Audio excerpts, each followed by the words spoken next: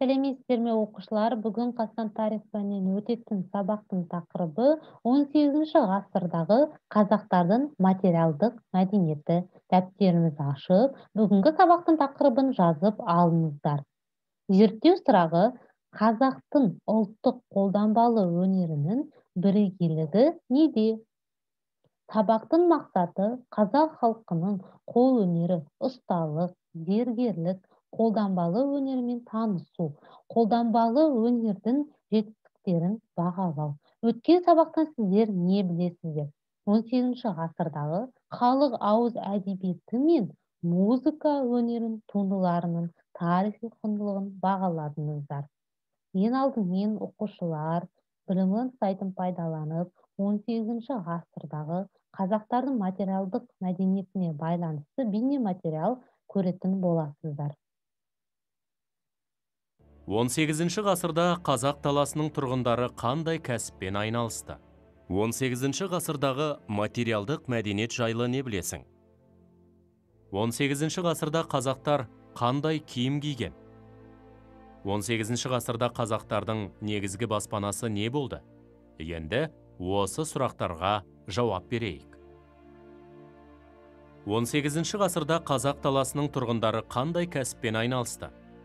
18 ғасырдағы материалды мәдениет жайлы не білесің? Қазақтар күнделікті тұрмысқа қажеттінің барлығын өздері жасаған. Шеберлер қайың, қарағаштан, ыдыс-аяқ, үй жиһазын, музыкалық аспаптар жасаса, ұсталар шаруашылыққа қажетті түрлі бұйымдар, қару-жарақ, ат әбзелдерін дайындады.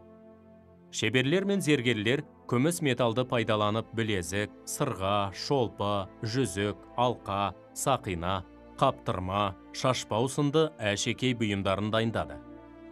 Далалықтар тұрмысында кең тараған материал тері.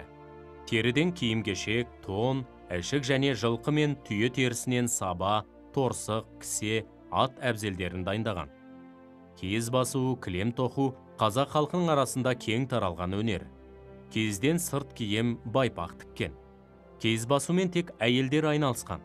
Киіз басу ісі маусымдық сипатта қой қырқудан басталады.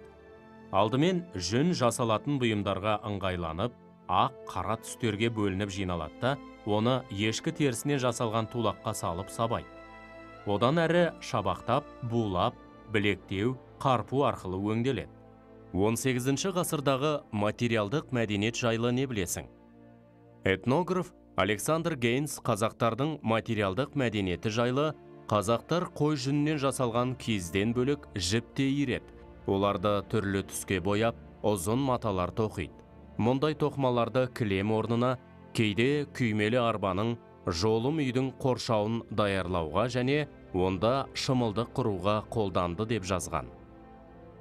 Қазақ халқы ою-өрнекке ерекше мән берген.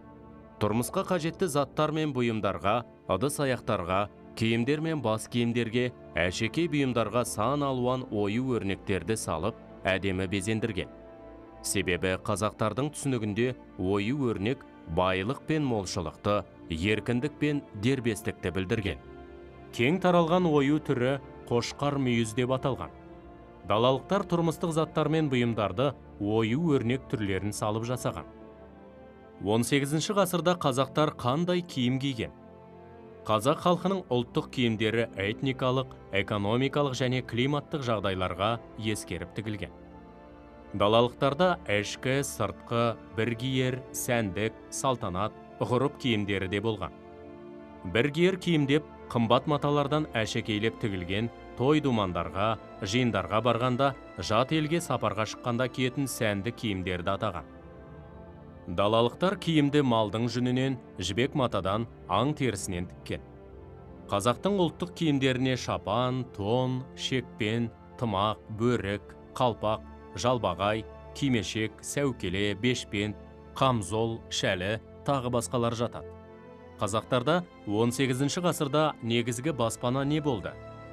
Далалықтардың негізгі баспанасы киіз үйдің іші қыста жылы, жазда салқын болған. Киіз үй тез жығып шапшаң тігуге, яғни көшіп қонуға өте ыңғайлы болған. Ағаштан үй жасайтын шеберді үй іші деп атаған. Далалықтар күнделікті тұтынатын жабдықтарын тостаған, ожау, күбі, астау, тағы басқаларын және үй жиһаздарын, жүкаяқ, кебеже, сандық, төсек, бесікті өздері жасаған. Ағаштан жасалған бұйымдар төзімді әрі жеңіл болғандықтан, далалықтар тұрмысында қолдануға ыңғайлы болған. Оқушылар, біз бейнематериалды көріп аяқтадық. Ал енді қысқаша конспектті оқыңыздар.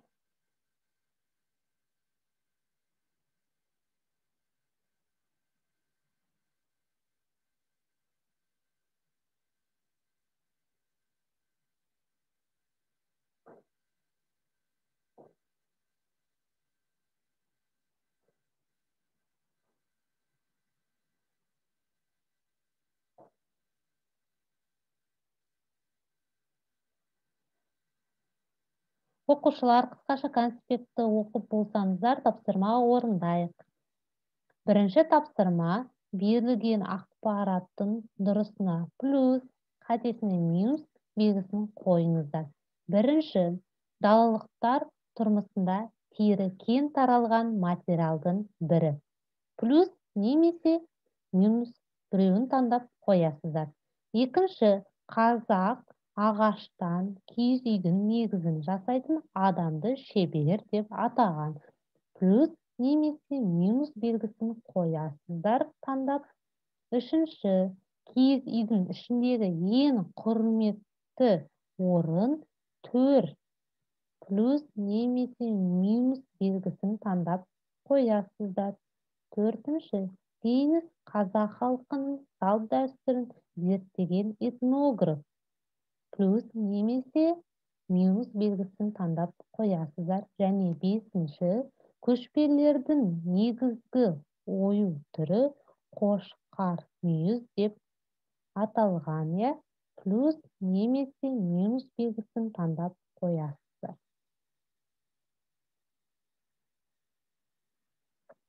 Оқушылар, бірінші тапсырманы орындап болсаңыздар, екінші тапсырмамызды орындайық. Екінші тапсырма: оқушылар сәйкестендіру. Яғни кәсіп берілген бізге, кәсіп иесі және олардың қызметі.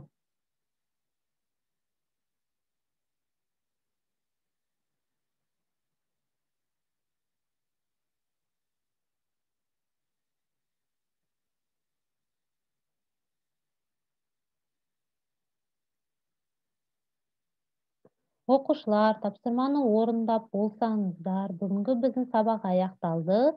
Сау болыңыздар.